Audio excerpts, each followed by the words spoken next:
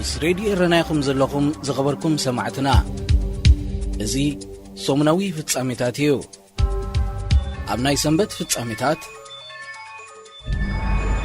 ሓደ ካብ ዓበይቲ ማሕበራዊ መራኸቢታት ዝኾነ ትዊተር ንኩነታት ኢትዮጵያ ብዝምልከት ዝመሓላለፍ መልእኽታት ጽጽያ ክገብር ከም ዝጀመረ ፍሊጡ። ኣካይቲ ትካል ኣብ ዘርግሑ ሓበሬታ ኣብ ኢትዮጵያ ንዘሎ ናይ ኩናት ሃዋህው ስዒቡ ንዓሌታዊ ጽልኢ ዝጉስጉስ መልእኽታት ኣብ መድረኹ ከይእንገዱ ክከላኸል ከም ዝጀመር ኣፍሊጡ። እቲ ኣብ ትሕቲ ኣብ ውልቀ ሰባት ኣካላዊ መጉዳእቲ ከይወረድ ብዝብል ዝወፀ ጽጽያ ጽሑፋት ኣብ ኢትዮጵያ ሓድሕድ ጎነፅ ንኽለዓል መሳርሒ ከም ዘይከውን ንምፍላጥ ዝዓለመ ይክብሉ ኣካየትቲ ማሕበራዊ መራኸቢታት ኣፍሊጦም። ኣቐድም ኣቢሉ ፌስቡክ ቀዳማይ ሚኒስትር ኢትዮጵያ ንዘመሓላለፎ መልእኽቲ ካብ ገጻቱ ከም ዝእለይ ምግባሩ ኣብ ሰበስልጣን ኢትዮጵያ ቁጥዕ ፈጢሩ እዩ።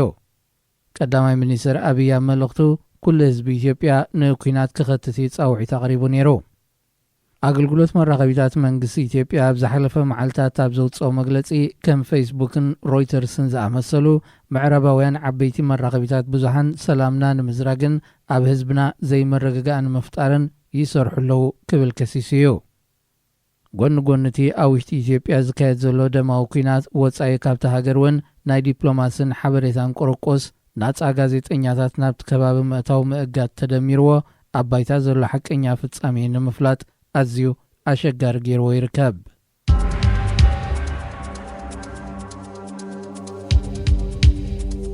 ባይቶ ጸጥታ ውድብ ሕቡራት ሃገራት ኣብ ኢትዮጵያ ቅጽበታዊ ተኽሲ ደው ናይ ምባል ስጉምቲ ክውሰድ ጻውዒት ኣቕሪቡ። ባይቶ ጸጥታ ብዓርቢ 5 ሕዳር ንኢትዮጵያ ብዝምልከት ኣብ ዝገበሮ ፍሉይ ኣኼባ ኣብ ትግራይ ዝጀመረ ኩናት ናብ ካልኦት ክልላት ኣስፋሕፊሕሉ ዘሎ እዋን ዘስዕቦ ዘሎ ሰብኣውን ንዋታውን ክሳራ ኣዝዩ ከም ዘተሓሳሰቦ መልኪቱ። ባይቶ ጸጥታ ኩሎም ኣብቲ ኩናት ዝሳተፉ ዘለዉ ወገናት ብረቶም ኣውሪዶም ነባሪ ሰላም ንምስፋን ዘተ ሰላም ክጅምሩ ተማሕጺኑ። ብኩሎም ወገናት ዝንዛሕ ዘሎ ዓሌት ዝሰረቱ ናይ ጽልኢ መደረታት እውን ደው ክብል ጸዊዑ። ኣብ ኢትዮጵያ ሰላም ክሰፍን ኩሎም ወገናት ዝሳተፍዎ ሃገራዊ ዋዕላ ክካየድ ዝጠልብ ዘሎ ባይቶ ጸጥታ በቲ ዝካየድ ዘሎ ኩናት ንዝተጠቕዐ ህዝቢ ሰብኣዊ ረድኤት ብዘይ ዕንቅፋት ንኽባጻሕ ኩሎም ወገናት ኣህጉራዊ ውዕል ከኽብሩ ጸዊዑ። እዚ ዓመት መሊኡ ዘሎ ኩናት ደው ክብል ውድብ ሕቡራት ሃገራት፣ ሕብረት ኤሮጳ፣ ሕብረት ኣፍሪቃን ሓያሎ መራሕቲ ሃገራትን በብወገኖም ጻውዒት ከቕርቡ እኳ እንተጸኒሑ ዛጊት ፍረይ ተረኽቦን። ብኻልእ ወገን ደቡብ ሱዳን ኣብ ኢትዮጵያ ንዝካየድ ዘሎ ኩናት ናይ ሽምግልና መስርሕ ንምጅማር ደገፍ ኩለን ሃገራት ኣፍሪቃ ጸዊዓ። ፕሬዚደንት ሃገር ሳልቫኪር ማያርዲት ኣብ መንጎ ፈደራላዊ መንግስትን ሓይልታት ትግራይን ተኽሲ ደው ናይ ምባል ስምምዕ ክካየድ ከምኡውን ዘተ ሰላም ክጅመር ዘኽእል እማመ ኣዳልዩ ከም ዘሎ ሚኒስትሪ ጉዳያት ወጻኢ ደቡብ ሱዳን ኣመልኪቱ። ፕሬዚደንት ሳልቫኪር ኣብ መግለጺኡ መራሕቲ ሃገራት ኣፍሪቃ በብውልቆም ምሶም ኣብ ኩናት ተጸሚዶም ዘለዉ ወገናት ርክባት ከካይዱ ምጽንሖም ብምዝኽኻር ኣብዚ እዋን እዚ ኩሎም ብሓባር ክሰርሑ ጸዊዑ። ኣቐድም ኣቢላ ሱዳን ናይ ሽምግልና ተራ ክትጻወት እማመ ቕሪባ እኳ እንተነበረት መንግስቲ ኢትዮጵያ ሱዳን ዘይተወድአ ጉዳይ ስለ ዘለዋ ዘይሻራዊ መርገጺ ክትሕዝ ኣይትኽእልን እያ ብምባል ነቲ እማመ ነጺግዎ እዩ። ፕሬዚደንት ሳልቫኪር ናይ ሽምግልና ተራ ክትጻወት ብመንግስቲ ኢትዮጵያን ብሓይልታት ትግራይን ጻውዒት ከም ዝቐረበሉ እዩ ዝገልጽ። ጠንቂ ኩናትን ዘስዕቦ ዕንወትን ዘይፈልጥ ኢትዮጵያዊ በዓል ስልጣን የለን። ከምኡ ስለ ዝኾነ ኸዓ ንሕና ኣብ ኩናት ሓድሕድ ተጸሚድናሉ ዝነበርና እዋን ኢትዮጵያ ሸምጊላትናያ ብምባል ንስግንጢርነት ናይቲ ኩነታት ዝገልጽ ሳልቫኪር ኢጋድ እውን ነቲ ጉዳይ ክከታተል መዚዝዎ ከም ዝነበረ ኣዘኻኺሩ።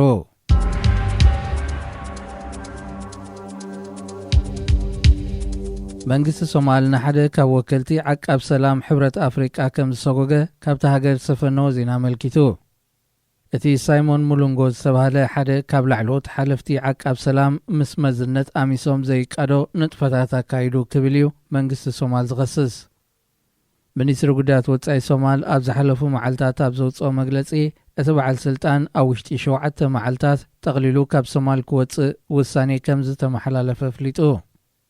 እቲ ወኪል ኣሚሶም ኣብ ከተማ ሞቃዲሾ ጠንቂ ናብ ምስጓግ ዘብጽሑ ምኽንያት ብንጹር እኳ እንተዘይተሓበረ ምስ ሃገራዊ ጸጥታ ብዝተኣሳሰር ካብ መዝነቱ ወጻኢ ኣብ ካልእ ንጥፈታት ተዋፊሩ ዝብል ክሲ ቀሪቡሉ። ሚኒስትር ጉዳያት ወጻኢ ሶማል መሐመድ ዓብዲ ረዛቅ በመገድ ትዊተር ኣብ ዘመሓላለፎ መልእኽቲ بودب حورات هاجراتن حورة أفريقيا استمزو حلفتي عقاب سلام لعل حق منقستي سومال كم زيكونو كفلت اللوام كبل قليتو مس راديو رناكم زلكم زخبركم سمعتنا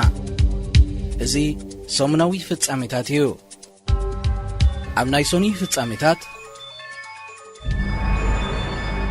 ኣብ ሰሜናዊ ክፋል ፈረንሳ ኣብ ትርከብ ከባቢ ወደባይት ከተማ ካሌ ናብ ብሪጣንያ ንምስጋር ዝተኣኻኸቡ ኤርትራውያን ሓተት ዕቑባ ብባቡር ተረጊጾም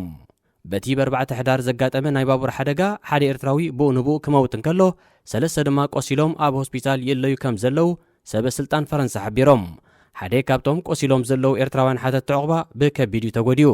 ጠንቅቲ ሓደጋ ኤርትራውያን ሓተት ዕቑባ ባቡር ብናህሪ ኣብ ዝሕምበባሉ ሓዲድ ብእኩብ ይጓዓዙ ምንባሮም ምዃኑ እኳ ይግለጽ እንተሎ ፖሊስ ነቲ ጉዳይ ኣብ ምጽራ ይርከብ ብሰንኪቲ ሓደጋ ካብ ናብን ካሊእ ዝካየድ ዝነበረ ናይ ባቡር መጓዓዝያ ንሓደ መዓልቲ ተሰናኺሉ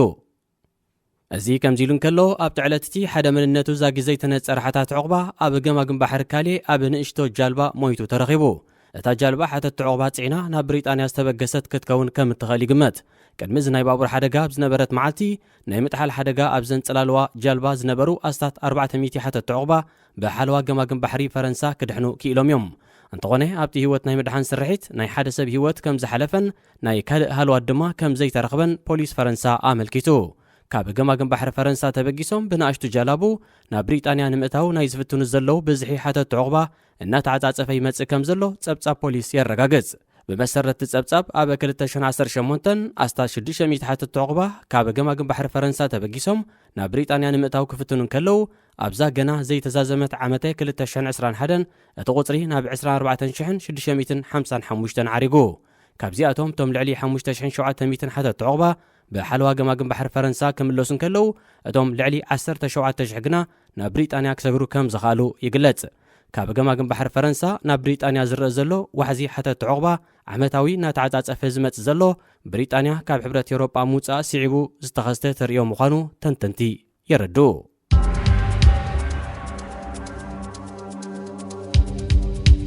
ሓያሎ ሃገራት ኣብ ኢትዮጵያ ዝርከቡ ዜጋታተን ክወጹን ናብታ ሃገር ክገሹ መደብ ዘለዎም ድማ ክሓስብሉን ይጽውዓ ኣለዋ ዘጊት ኣሜሪካ ብሪጣንያ ኖርዌይን ፊንላንድን ዝርከበን ሃገራት ኤውሮጳን ብዘይካቶም ኣብ ህጹጽ ጉዳይ ዝተዋፈሩ እንተዘይኮይኖም ካልኦት ጠቕሊሎም ክወጽኡን ጸውዐን ብፍላይ ኤምባሲ ኣሜሪካ ብኢትዮጵያ ብ5 ሕዳር ኣብ መርበብ ሓበሬቱ ኣብ ዘርግሖ መግለጺ ጸጥታዊ ኩነታት ኢትዮጵያ ተኣፋፊ ከም ዘሎ ብምዝኻር ኩሎም ዜጋታቱ ብዝቐልጠፈ ካብቲ ሃገር ክወጽኡ ኣጠንቂቑ ኣሜሪካ ንጻውዒት ተቕርብ ዘላ ፍሉይ ልኡኽ ኣብ ቀርኒ ኣፍሪቃ ኣምባሳደር ጀፍሪ ፈልትማን ብዛዕባ ተኽእሎታት ዘተ ንምቁራጽ ተወስቲ ብዝምልከት ኣብ ኣዲስ ኣበባ ዘካየዶ ምብጻሕ ፍረ ከይተረኽቦ ምስ ተረፈዩ ኣብ ርእሲ እዚ ኣብዚ ሳልስቲ እዚ ዝቖመ ህወሓት ዝርከቦም ኪዳን ሓይልታት ፌደራሊስትን ኮንፌደራሊስትን ኢትዮጵያ ዝተሰምየ ሓድሽ ስሙር ግንባር ብቐዳማይ ሚኒስተር ኣብዪ ኣሕመድ ንዝምራሕ መንግስቲ ንምእላይ ብኩናት ናብ ኣዲስ ኣበባ ክግስግስ ምዃኑ ምግላጹ ተወሳኺ ሻቕሎት ፈጢሩ ይርከብ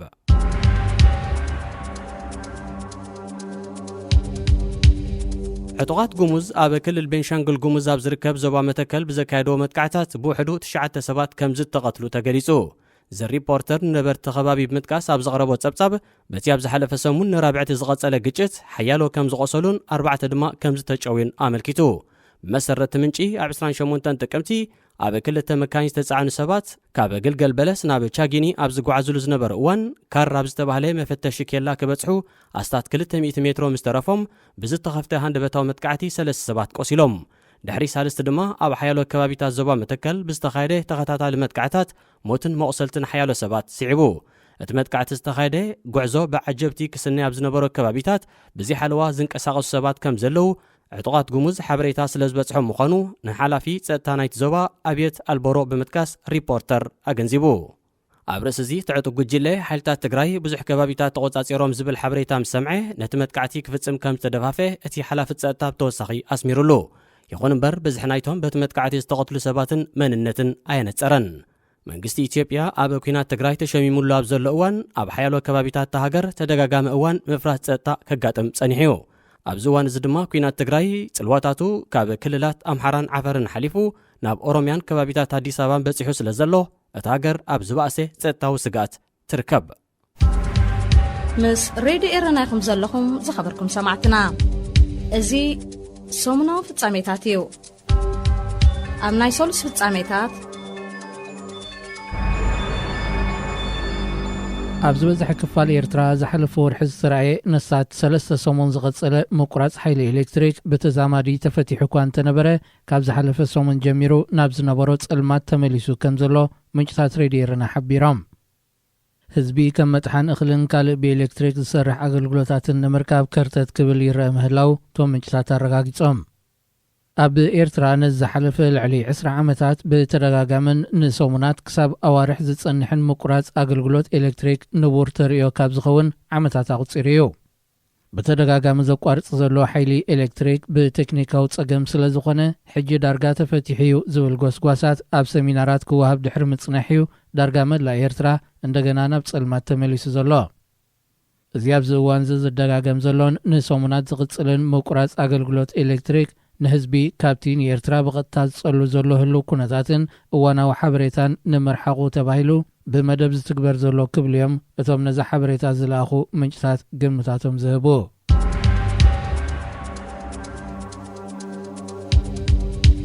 ኣብ ግጥማት ኩዕሶ እግሪ ማእከላይን ምብራቕን ኣፍሪቃ ሴካፋ ንምስታፍ ካብ 2006 ክሳብ ዝሓለፈ ሰሙን ናይ 2021 በብእዋኑ ዝወፁ ብውሕዱ 64 ተጻወትቲ ኩዕሶ እግሪ ኤርትራ ዕቑባ ንምሕታት ኣብ ወፃኢ ሃገራት ተሪፎም።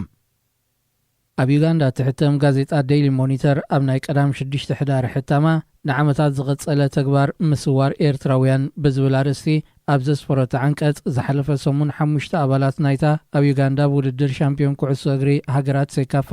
ደቂ ኣንስትዮ ትሕቲ 20 ዓመት ዝቕንየት ምስዋርን ኣብ ታሪኽ ኩዕሶ እግሪ ኤርትራ ሓድሽ ተርእዮ ከም ዘይኮነ ገሊጻ። እታ ጋዜጣ ኣብ ዘስፈረቶ ዝርዝራት መሰረት ኣብ 2006 4 ተጻወትቲ ናይታ ኣዝያ ዕውትቲ ክለብ ዝነበረት ቀይሕ ባሕሪ ብድሕርቲ ብክለብ ታስከር ብድምር ውፅኢት 4-1 ዝተሳዕረትሉ ግጥም ሻምፒዮንስ ሊግ ካፍ ኣብ ከተማ ናይሮቢ ኬንያ ተሪፎም።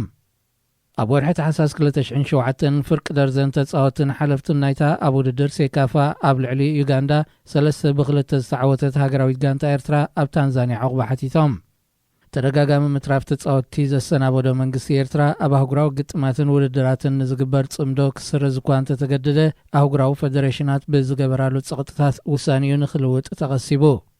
ይኹን እምበርቲ መንግስቲ ኣባላት ሃገራዊት ጋንታ ኤርትራ ኮይኖም ክገሽኑ ዝተመርጹ ተጻወትቲ ቅድሚ ካብ ሃገር መውፅኦም ከም ውሕስነት ክሕዝዎ ዝተሰልዐ መጠን ገንዘብን ወሓስ ኣባል ስድራን ከመዝግቡ ከም ቅድመ ኩነት ብምቕማጥ ዞባዊ ግጥማት ክቕጽል ወሲኑ። እዚ ቅድመ ኩነት እዚ ካብ ሃገር ናይ ምውፃእ ዕድል ንዝረኸቡ ተጻወትቲ ኩዕሶ እግሪ ኣብዚ ዝኸድዎ ካብ ምትራፍ ኣይዓንቀጾምን። ኣብ 2009 ኣብ ናይሮቢ ኬንያ ካብ ዝተገብረ ውድድር ሲኒየር ቻሌንጅ ካብ ሴካፋ ሓደ ኣሰልጣንን ሓደ ሓላፊ ሃገራዊት ጋንታን ጥራይ ናብ ሃገሮም ክምለሱ እንከለዉ 13 ተጻወትቲ ግና ተሰዊሮም ድሕሪ ምጽናሕ ኣብ ዝቐጸለ ዓመት ናብ ከተማ ዳር ኤሰላም ብምቕናዕ ዕቑባ ሓቲቶም። ኣብ 2012 ሃገራዊት ጋንታ ኤርትራ ኣብ ከተማ ካምፓላ ዩጋንዳ ኣብ ውድድር ሲኒየር ቻሌንጅ ካብ ሴካፋ ንምጽዋት ኣብ ዝቐነየትሉ ኣዝዩ ጽኑዕ መምርሒታት ኣብ ግብሪ ውዒሉ ተጻወቲ ክሳብ 150,000 ነቕፋ ከም ዋሕስ ከትሕዙ እኳ እንተተገደዱ ኣብዚ እውን 17 ኣባላት ናይታ ሃገራዊት ጋንታ ኣብታ ሃገር ተሪፎም ናይ ዕቑባ ሕቶ ቐሪቦም። ኣብ 2015 10 ተጻወትቲ ሃገራዊት ጋንታ ኤርትራ ኣንጻር ቦትስዋና ግጥም መጻረይን ዋንጫ ዓለም ድሕሪ ምክያዶም ናብ ሃገሮም ኣይተመልሱን። ኣብ 2019 እውን ብተመሳሳሊ 5 ተጻወትቲ ሃገራዊት ጋንታ ኤርትራ ትሕቲ 20 ዓመት ኣንጻር ኬንያ ግጥም ፍርቂ ፍጻሜ ቅድመ ምስላጦም ኣዕሪፎምሉ ካብ ዝነበሩ ኣብ ዩጋንዳ ከተማ ጂንጃ ዩጋንዳ ዝርከብ ሆቴል ተሸሪቦም። ዝሓለፈ ሰሙን ድማ 5 ኣባላት ናይታ ኣብ ዩጋንዳ ውድድር ሻምፒዮን ኩዕሶ እግሪ ሃገራት ሴካፋ ደቂ ኣንስትዮ ትሕቲ 20 ዓመት ዝተሳተፈት ሃገራዊት ጋንታ ኩዕሶ እግሪ ኤርትራ ኣብ ከተማ ጂንጃ ካብ ዝርከብ መዕረፎ ሆቴል ተሰዊረን ብፖሊስ ይህደን ኣለዋ። ካብ ሃገር ወፃኢ ጌሸን ናብ ዞባዊ ግጥማት ናይ ምስታፍ ውሕድ ዕድል ዝጸንሐን ደቂ ኣንስትዮ ተጻወትቲ ሃገራዊት ጋንታ ኩዕሶ እግሪ ኤርትራ ብእኩብ ዕቑባ ንምሕታት ክተርፋ እዚ ናይ ዝሓለፈ ሰሙን ፍጻሜ ናይ ፈለማ እዩ።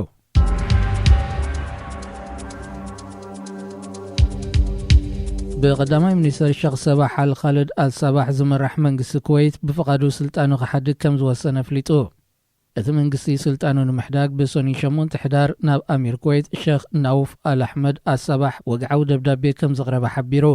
ኣሚር ኩዌት ንውሳኔ እቲ መንግስቲ ክቕበል ድዩ ኣይፋሉን ዛጊታ ኣይፍለጠን።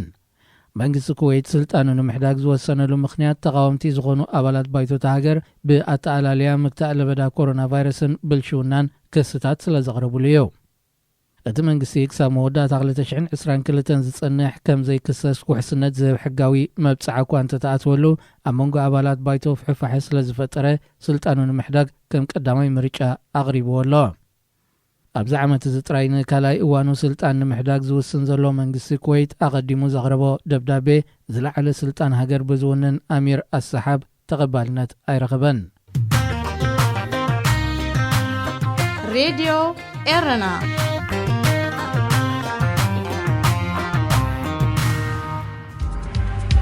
ምስ ሬድዮ ኤረና ይኹም ዘለኹም ዝኸበርኩም ሰማዕትና። እዚ ሰሙናዊ ፍጻሜታት እዩ። ኣብ ናይ ረቡዕ ፍጻሜታት ኮማንዶ ምዃኖም ዝተገልጹ ወታደራት ኢትዮጵያ ዝጸዓና ነፈርቲ ናብ ዓሰብ ከዕልባ ከም ዝቐነያ ምንጭታት ራድዮ ኤረና ሓቢሮም። ተልእኾ ናይቶም ዝሓለፈ ሰሙን ብ6 ናይ መጓዓዝያ ነፈርቲ መንገዲ ኣየር ኢትዮጵያ ናብ ዓሰብ ዘዓለቡ ልዕሊ 1,000 ዝኾኑ ወታደራት ኣይተፈልጠን።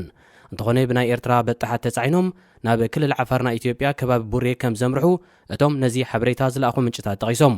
እቶም ወታደራት ብወገን ኤርትራ ቢሎም ናብ ከባቢ ቡሬ ከም ዘምርሑ ዝግለጽ ዘሎ ሓይልታት ትግራይ ስትራቴጂያዊ ከባቢታት ሚለ ንምቁጻር ብወገን ክልል ዓፋር መጥቃዕታቶም ኣብ ዝቕጽልሉ ዘለዉ እዋን እዩ። ነፈርቲ መንገዲ ኣየር ኢትዮጵያ ኣቐዲመን እውን ቁጽሮም ብልክዕ ዘይተፈልጠ ወታደራት ኤርትራ ካብ ማዕርፎ ነፈርቲ ባጽዕ ናብ ኣዲስ ኣበባ የጋዓዛ ምንባርን ተሓቢሩ እዩ።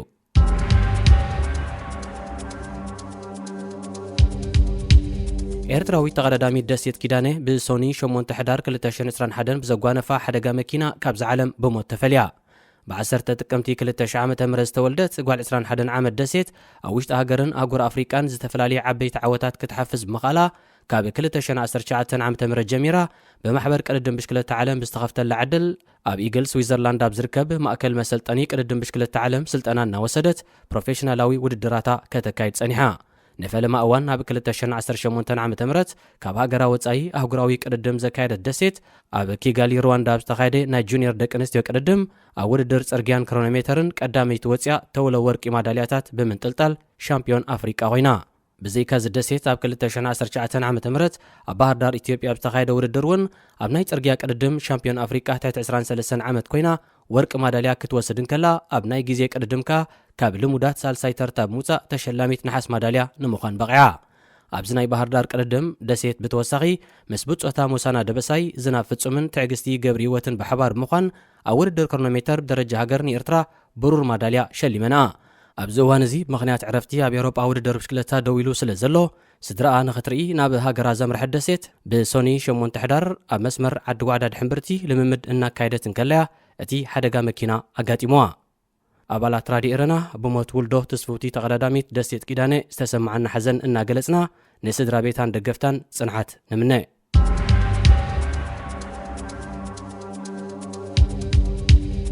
ኢትዮጵያ ናብ ዝባእሳ ዓዘቕቲ ኩናት ሓድሕድ ትሽመማላ ክትብል ተሓጋጋዚት ዋና ጸሓፊ ሕቡራት ሃገራት ኣብ ጉዳያት ፖለቲካን ምህናጽ ሰላምን ሮዝሪ ዲካርሎ ኣጠንቂቓ። ንሳ ኣብ ኩናት ትግራይን ህልው ኩነታት ኢትዮጵያን ኣመልኪታ ብሶኒ 8 ሕዳር ንባይቶ ጸጥታ ሕቡራት ሃገራት ኣብ ዘስማዓቶ ቃል ኣብ ኢትዮጵያ ኣብ ዝቕጽል ሰሙናት ከጋጥም ብዛዕባ ዝኽእል ፍጻሜታት ዝተፈላለየ ትንታነታት ይወሃቦ እኳ እንተሎ ኣብዛ ልዕሊ 9 ዝተፈላለዩ ሕብረተሰባት ዝሓቆፈት ኣስታት 110 ሚልዮን ህዝቢ ዘለዋን 80 ቋንቋታት ድማ ዝዝረበላን ሃገር ዝቕጽል ዘሎ ኩናትን ምፍራህ ጸጥታን ዝህልዎ ሳዕቤን ንምግማቱ ኣጸጋም ምዃኑ ኣስሚራትሉ። ኣብ ሰሜን ኢትዮጵያ 7 ሚልዮን ህዝቢ ተጸባይ ረድኤት ኮይኑ ከም ዘሎ ብምዝኻር ኣብ ክልል ትግራይ ድማ 400,000 ዝግመት ህዝቢ ኣብ ናይ ዓጸቦ ኩነታት ከም ዝርከብ ኣተሓሳሲባ። ናብ ትግራይ ውሕድ መጠን ዘለዎ መግብን መሰረታዊ ነገራትን ንምብጻሕ እኳ እንተተኻእለ ረድኤት ብስሩዕ ካብ ዘይኣቱ 4 ዋርሕ ኣቕፂሩሎ ክትብል እውን እታ ሓላፊት ጉዳያት ፖለቲካ ሕቡራት ሃገራት ኣገንዚባ። ጽልኡ ናብ መላእ ኢትዮጵያ ሊሒሙ ዘሎ ኩናት ትግራይ ተጻብኦታት ደው ብምባል ብዘተ ክፍታሕ ጻውዒታት ይቐርብ እኳ እንተሎ ሓይልታት ትግራይን መንግስቲ ኢትዮጵያን ኩናት ክቕጽል ምዃኖም ገሊጾም። ፍሉይ ልኡኽ ሕብረት ኣፍሪቃ ኣብ ዞባ ቀርኒ ኣፍሪቃ ፕረዚደንት ናይጀርያ ነበር ኦሉሰጉን ኦባሳንጆን ሓላፊ ሰብኣዊ ጉዳያት ሕቡራት ሃገራት ማርቲን ግሪፍስን ኣብዚ ዝሓለፈ ሳልስቲ ናብ መቐለ ብምቕናዕ ምስ ሓለፍቲ ክልላዊ መንግስቲ ትግራይ ዘተ ከካይዱ እኳ እንተኽእሉ ዝተበጽሐ ምርዳእ ይኹን ምዕባለታት ብዝምልከት ዝርዝር ኣይተጠቕሰን።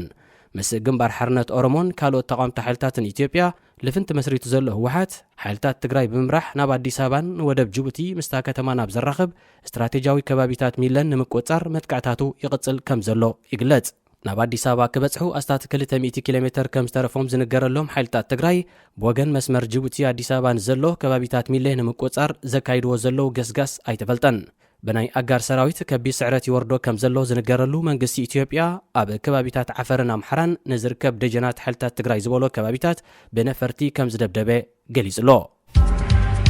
ምስ ሬድዮ ኤረና ይኹም ዘለኹም ዝኸበርኩም ሰማዕትና እዚ ሰሙናዊ ፍጻሜታት እዩ። ኣብ ናይ ሐሙስ ፍጻሜታት ኤርትራዊት ኢንተርናሽናል ዳኛ ሱዛን ሰመረ ካብ 30 ጥቅምቲ ክሳብ 9 ሕዳር ኣብ ዩጋንዳ ክካየድ ኣብ ዝቐነየ ውድድር ሻምፒዮን ኩዕሶ እግሪ ትሕቲ 20 ዓመት ደቂ ኣንስትዮ ሃገራት ሴካፋ ንዝተዋህባ ግጥማት ብብቕዓት ብምምራሓ ብልጽ ዳኛ ናይቲ ውድድር ተባሂላ ወርቂ መዳልያ ተሸሊማ። ኣብ ከምዚ ዝኣመሰለ ዓብዪ ኣህጉራዊ ውድድር ንመጀመርያ ግዜ ዝተኻፈለት ሱዛን ከም መርኣያ ናይቲ ኣብ ዝሓለፉ ጾታታት ከተንጸባርቆ ዝቐነየት ብሉጽ ብቕዓት ነቲ ብ3 ሕዳር ብዓወት ኢትዮጵያ ኣብ ልዕሊ ዩጋንዳ 3-2 ዝተፈጸመ ወሳኒ ግጥም ንኽትመርሕ ቀዳምነት ተዋሂብዋ። እዚ ሃገራት ኤርትራ፣ ኢትዮጵያ፣ ዩጋንዳ፣ ታንዛንያ፣ ብሩንድን ጅቡትን ዝሳተፋሉ ውድድር ኢትዮጵያ ኣብ ኩሉ ግጥማታ ላዕለዋይ ኢድ ብምሓዝ ብ15 ነጥቢ ሻምፒዮን ኮይና ክትዕወተሉን ከላ ዩጋንዳ ብ12 ነጥቢ፣ ታንዛንያ ብ9 ነጥቢ፣ ብሩንዲ ብ6 ነጥቢ፣ ኤርትራ ብ3 ነጥቢ፣ ጅቡቲ ድማ ብዘይ ነጥቢ ካብ ካልኣይ ክሳብ 6ይ ደረጃ ተሰሪዐን። ንጅቡቲ ጥራይ ስዒራ ኣብ ካልኦት ኣብ 4 ግጥማታት ዝተሰዓረት ኤርትራ እንትርፎብቲ ብኢትዮጵያ 5-0 ዝተሰዓረትሉ ጾታ ኣብ ካልእ ግጥማታት ዝናኣት ተወዳዳርነት ብምንጽብራቕ ብጸቢብ ተሰዒራ ካብ ሜዳ ወፅያ። ሃገራዊት ጋንታ ኤርትራ ኣብ መንጎዚ ዘባው ግጥማት 5 ኣባላት ከም ዝተሰወረኣ ይዝከር።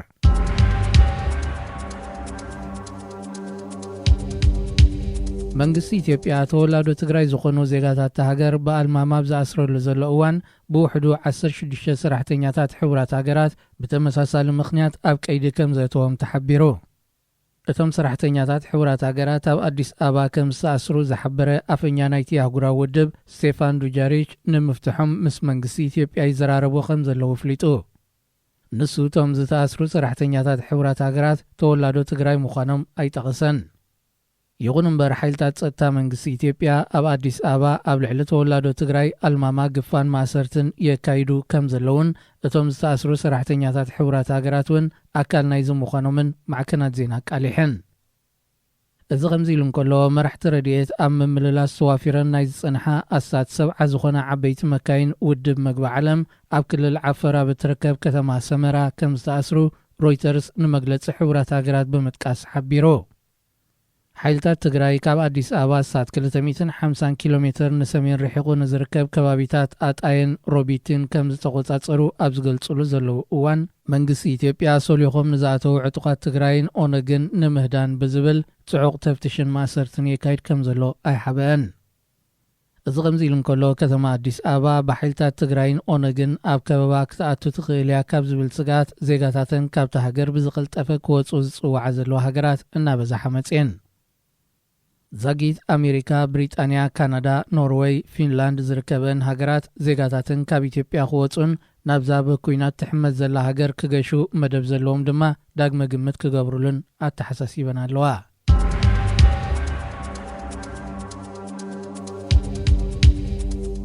ኣብ ዴሞክራሲያዊት ሪፐብሊክ ኮንጎ ብዝተጓሃረ ግጭት ልዕሊ 11,000 ሰባት ናብ ጎረባብቲ ሃገራት ከም ዝተሰዱ ሕቡራት ሃገራት ኣፍሊጡ።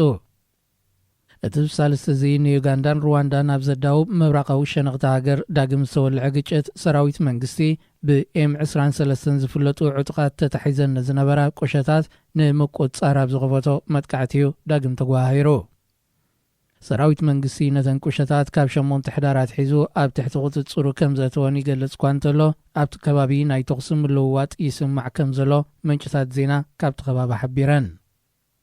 ኣብ ምብራቃዊ ኮንጎ ብፍላይ ኣብ ሰሜናዊ ክፋል ዞባ ኪቩ ዝመደበሩ ብምንቅስቓስ መጋቢት 23 ወይ ኤም23 ዝፍለጥ ጉጅለ ኣንጻር መንግስቲ ኮንጎ ዝቃለስ ኮይኑ ብዩጋንዳን ሩዋንዳን ከም ዝድገፍ እዩ ዝንገረሉ።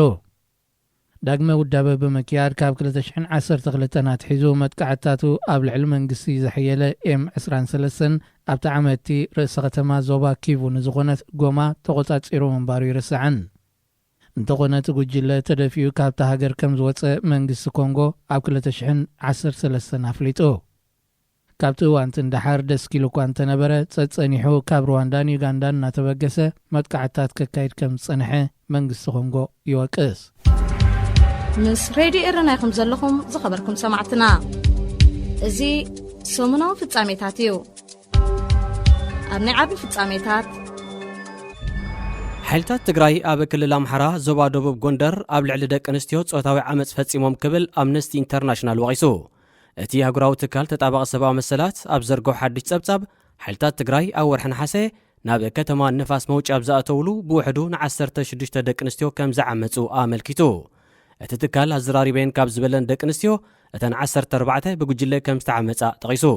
ኣብ ርእሲ እዚ ሓይልታት ትግራይ ኣብታ ከተማ ኣብ ዝምታን ምዕናውን ንብረት ተዋፊሮም ክብል እውን ገሊጹ ነቲ ብኣምነስቲ ኢንተርናሽናል ዘቐረበ ወቐሳ ዝነፀገ ክልላዊ መንግስቲ ትግራይ እቲ ትካል ካብ ርሑቕ ብናይ ቪድዮ ርክብ ዘካየዶ ቃለ መጠይቕ ተኣማኒ ከም ዘይኮነ ብምምልካት ንፖለቲካዊ መኽሰብ ካብ ዝደልዩ ሰበ ስልጣን ክልል ኣምሓራን ፌደራላዊ መንግስትን ንዝኣከቦ ምስክርነት ከም ጸብጻብ መቕራቡ ነቒፉ ኣብ ኢትዮጵያ ኣብ ዝካየድ ዘሎ ኩናት ሰላማውያን ሰባት ግዳያት ሞት ምፍንቓልን ዓመፅን ካልእ ግፍዕታትን ይኾኑ ከም ዘለው ይፍለጥ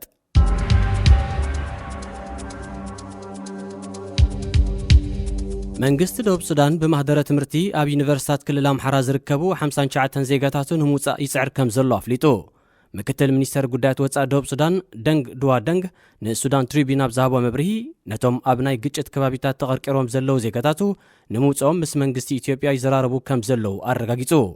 እቶም ተምሃሮ ኣብ መንጎ መንግስታት ደቡብ ሱዳንን ኢትዮጵያን ብዝተበፅሐ ናይ ምትሕጋዝ ስምምዕ ናይ ማህደረ ትምህርቲ ዕድል ተዋሂቦም ትምህርታቶም ክከታተሉ እኳ እንተጸንሑ ኣብዚ እዋን እዚ ግና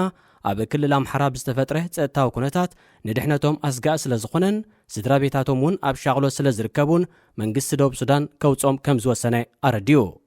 ነቶም ተምሃሮ መጀመርያ ተዛማዲ ውሕስነት ናብ ዘለዎ ከተማ ኣዲስ ኣበባ ንምግዓዞም ቀዳማይ መደብ ምዃኑ ዝገለጸ እቲ ምክትል ሚኒስተር ድሕሪኡ ኣማራጺታት ንምንዳይ ከም ዝከኣል ኣስሚሩሉ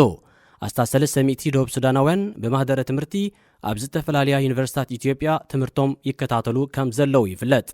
ኣብ ኢትዮጵያ ኣብ ዝተፈላለያ ክልላት ካብ ዝርከባ ኣስታት 42 ዩኒቨርሲታት እተን ኣስታት ፍርቂ ብሰንኪ ዝካየድ ዘሎ ኩናትን ምፍራስ ፀጥታን ስሩዕ ንጥፈታትን ተሰናኺሉ ይርከብ